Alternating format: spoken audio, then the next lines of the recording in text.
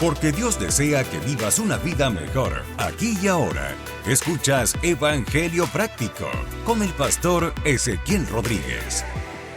Saludos mi gente, saludos mis hermanos. Este es su amigo, el pastor Ezequiel Rodríguez, nuevamente en otro episodio más de Evangelio Práctico, el podcast. Le damos la bienvenida si es la primera vez que usted nos escucha. Ya llevamos, ¿verdad?, desde el 2023 haciendo este podcast de Evangelio Práctico, porque entendemos que el Evangelio son buenas noticias. Evangelio significa buenas noticias, pero son buenas noticias que se viven. Son buenas noticias que se proclaman, ciertamente, pero más que proclamarlas, la gente debe poder verlas en nuestras acciones diarias. El Evangelio es algo para practicarlo, para vivirlo, no solamente para filosofar sobre él, que no es malo, no, ¿verdad? No es malo hablar, no es malo ¿verdad?, ver los puntos de vista, pero a eso no nos mandó el Señor. El Señor nos envió a vivirlo, a que la gente pueda ver a Cristo en nosotros mediante su Espíritu Santo. Así que estamos de regreso en su podcast Evangelio Práctico, corra la voz. Hoy vamos a estar hablando un tema muy pertinente, particularmente en este tiempo que nos ha tocado vivir. Este tiempo es un tiempo agitado, es un tiempo de mucha convulsión, si se puede decir, ¿verdad?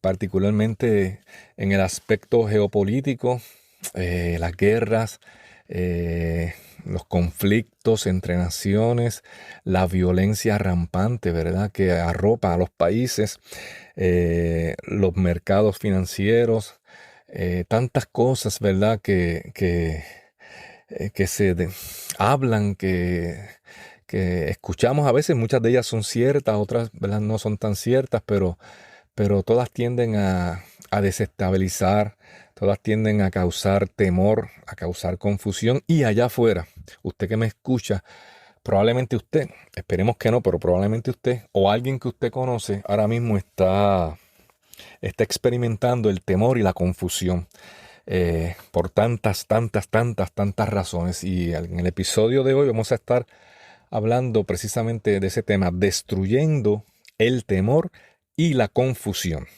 Destruyendo el temor y la confusión. Ciertamente vivimos en una de las eras, ya no de la informática, no la era de la información. Yo me atrevo a asegurar que estamos viviendo la era de la sobreinformación. Tenemos acceso a tantos y tenemos acceso a tantos datos del mundo en nuestro bolsillo, ¿verdad?, en nuestro móvil, ¿verdad?, los que tienen la oportunidad de tener un móvil. Pero a pesar de que tenemos tanto acceso a tanta información, nunca en la historia nos habíamos sentido o habíamos estado tan confundidos sobre qué decisiones tomar, sobre qué caminos tomar. Esta confusión genera incertidumbre. Es importante que entendamos esto. La confusión genera incertidumbre y la incertidumbre alimenta el temor. En ese orden, la confusión genera incertidumbre y la incertidumbre alimenta el temor. Vivimos en una época donde hay dos emociones que parece que gobiernan el mundo: el temor y la confusión. Y es lo que vamos a estar tratando durante el episodio de hoy. Probablemente el próximo episodio también le vamos a estar dando duro a este tema. Si miramos o escuchamos las noticias en cualquier país, ¿verdad?, en cualquier país en este hemisferio occidental o allá en el hemisferio oriental, si revisamos nuestras finanzas o a veces incluso al ver los resultados de unos exámenes médicos, una niebla espesa de incertidumbre intenta rodearnos. La confusión nos hace preguntarnos, bueno, ¿qué hago ahora? ¿Y ahora qué hago? ¿Hacia dónde voy? Y casi inmediatamente detrás de la confusión aparece esa sombra del temor, susurrándonos: todo va a salir mal, todo va a salir mal, todo va a salir mal.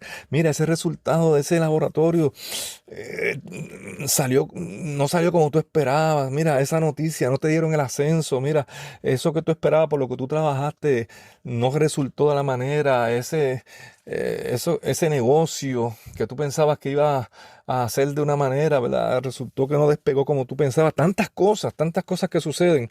Y una vez que ya está la confusión ahí, inmediatamente aparece el temor susurrándonos.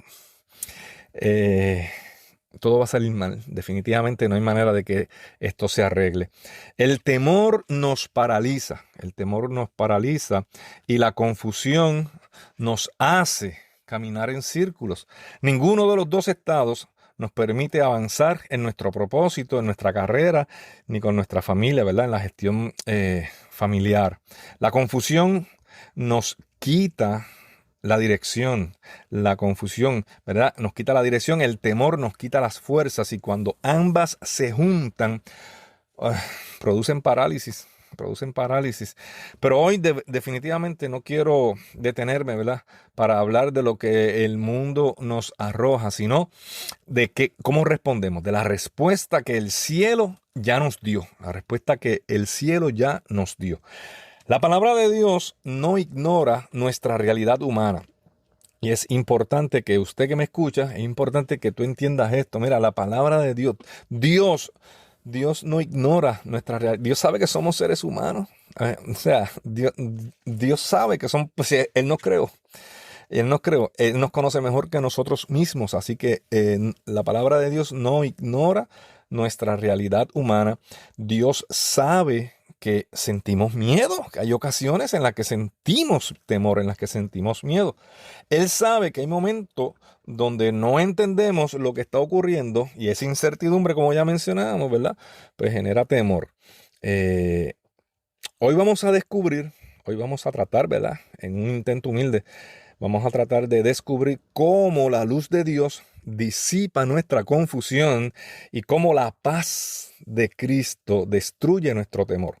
Repito, la luz de Dios disipa la confusión y la paz de Cristo destruye el temor. Mira lo que dice el salmista en el Salmo 27, versículo 1. Salmo 27, versículo 1, el salmista expresa: Jehová es mi luz y mi salvación. ¿De quién temeré? Jehová es la fortaleza de mi vida. ¿De quién he de atemorizarme? ¡Wow!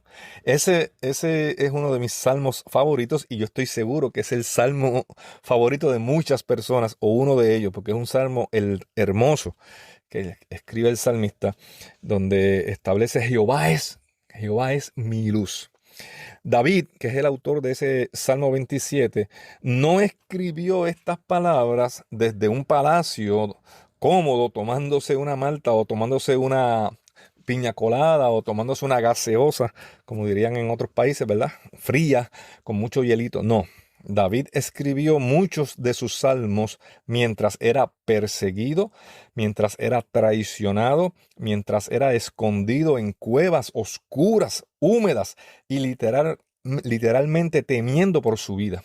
Muchos de los salmos más impresionantes de David los escribió mientras huía del rey Saúl, mientras vivía como nómada por las distintas cuevas, montañas, una vida complicada.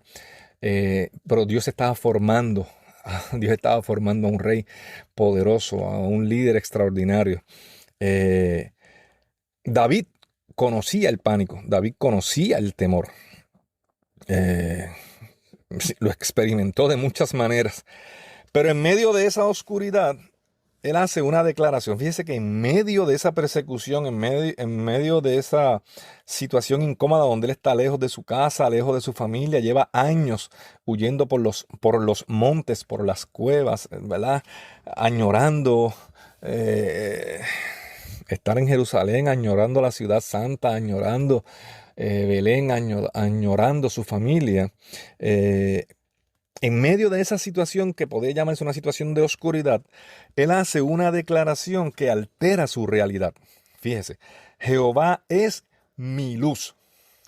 Fíjate que él no hizo una oración, él no oró, Señor, sé mi luz, alúmbrame en el camino. No, él hizo una declaración y a lo mejor a usted no le gusta, ¿verdad? Eso de que declarar y declarar, pero es que yo no sé de qué otra forma llamar esto.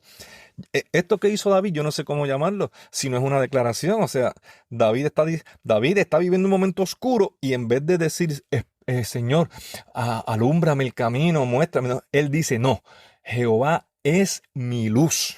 Y eso altera la corteza prefrontal, eso altera el estado de ánimo, eso altera la realidad del salmista.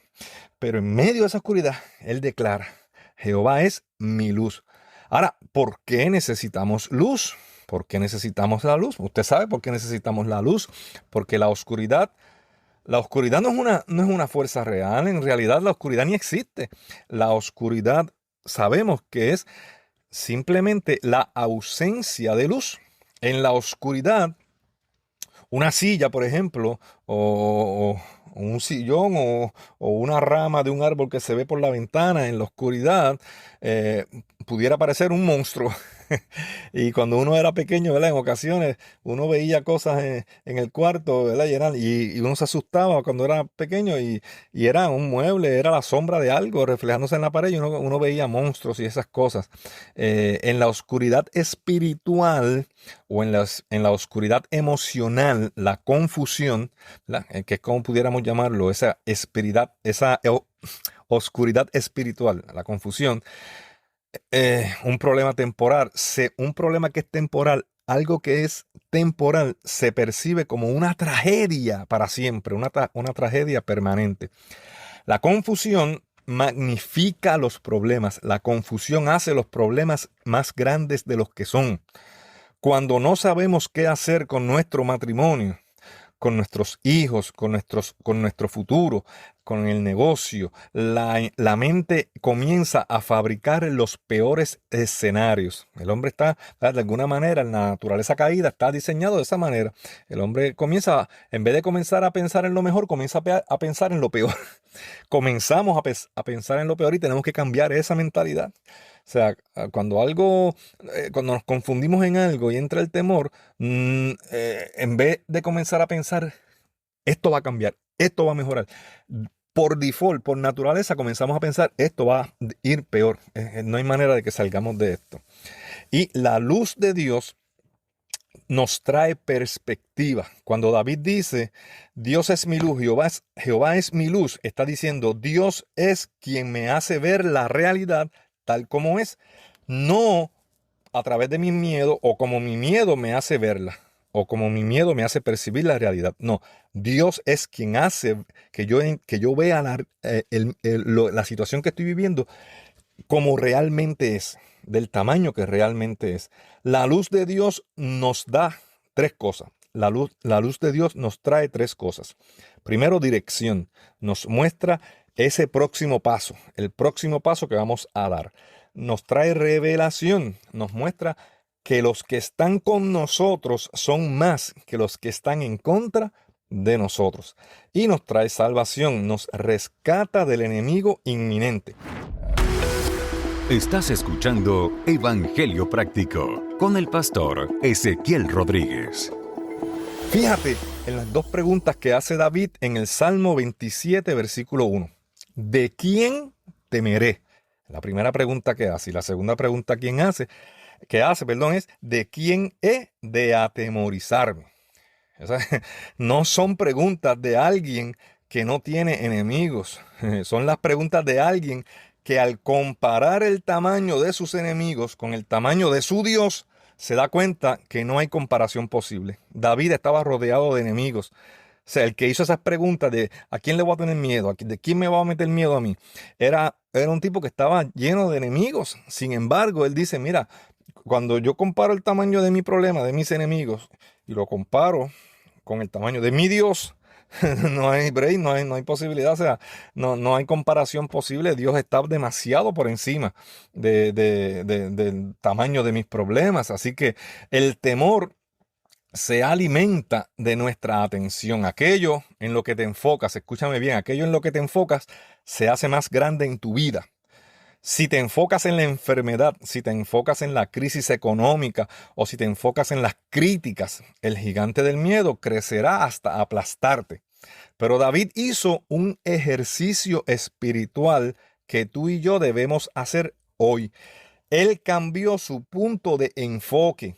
Él dejó de mirar a Saúl, dejó de mirar a los filisteos, dejó de mirar a Goliat y empezó a mirar a Jehová. Qué tremendo, ¿verdad?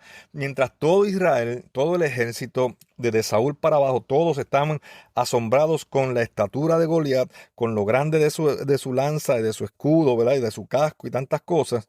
David comenzó a apartar su mirada de esas cosas y comenzó a mirar el tamaño de Dios, el tamaño de su Dios a quien él había conocido en los montes de Belén. Fíjate, él dejó de mirar a Saúl, dejó de mirar a Goliat, dejó de mirar a los filisteos y empezó a mirar a Jehová. Jehová es mi luz. Jehová es mi salvación. Jehová es la fortaleza de mi vida. Es el que me sostiene, el que me rescata, el que me guía. Cuando tienes la guía y el rescate y el sostén del creador del universo, mi hermano, mi hermana, la única respuesta lógica a la pregunta ¿de quién temeré? ¿Usted sabe cuál es? De nadie. ¿De quién temeré? De nadie. Cuando yo comprendo verdaderamente quién es Dios en mi vida y quién es Dios, su esencia, es que me guía, el que me rescata, el que me salva, el que me sostiene. Definitivamente, ¿de quién temeré? De nadie. Fíjate qué interesante. David no dice, Dios apaga la oscuridad. Dice, Dios es mi luz. El temor casi siempre nace de lo que no podemos ver, de lo que no podemos comprender, el futuro económico, un diagnóstico, el resultado de una decisión. La luz no elimina el obstáculo. Escúchame bien, la luz no va a eliminar ese obstáculo en el camino. Simplemente te permite verlo con claridad para que no tropieces. El miedo pregunta constantemente, mano, ¿y si pasa lo peor? ¿Y si pasa lo peor? La fe no niega que las cosas puedan salir mal. Escúchame bien, la fe no es magia. La fe no niega que las cosas pueden salir mal. Desde, ¿verdad? Lo que nosotros podemos entender como mal, porque sabemos que a los hijos de Dios todas las cosas ayudan para bien. La fe ve un propósito mayor, más allá de lo que salió mal, entre comillas. Como ya mencioné, la fe cambia el enfoque. Lo cambia de y si pasa lo peor a aún si pasa lo peor. Me explico. Aún si la economía cae, Dios sigue siendo mi provisión.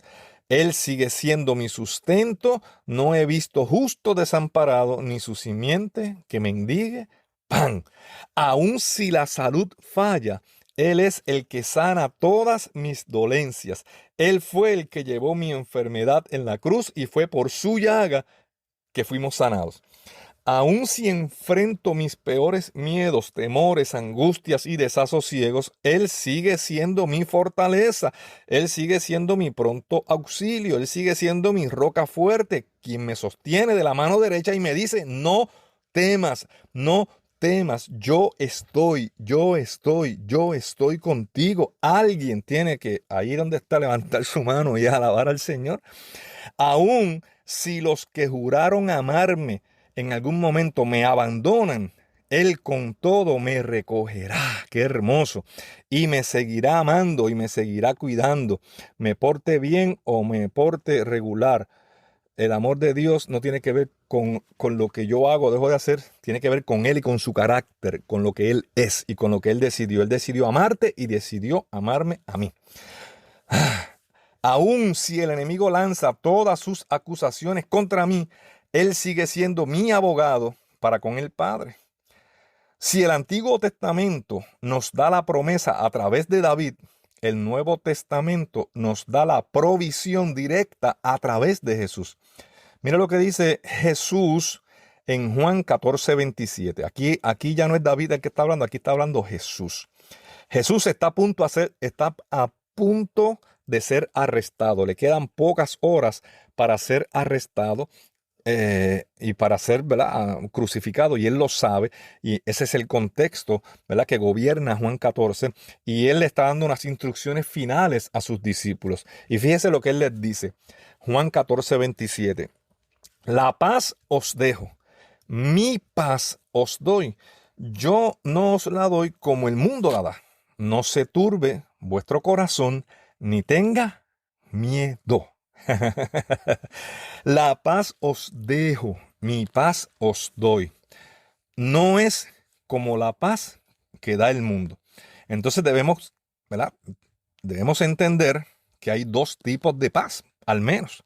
Está la paz que ofrece el mundo, que depende de las circunstancias. La paz del mundo depende de las circunstancias. El mundo dice que tienes paz cuando hay dinero en la cuenta de banco, cuando nadie te molesta, cuando estás de vacaciones en la playa, en la montaña, haciendo lo que te gusta hacer.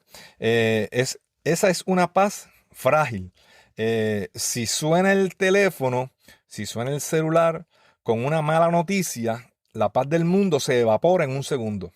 La paz del mundo es evasión, es ignorar el problema. Depende 100% de que el entorno exterior esté bajo el control, esté bajo control. O sea que es una paz que es totalmente frágil.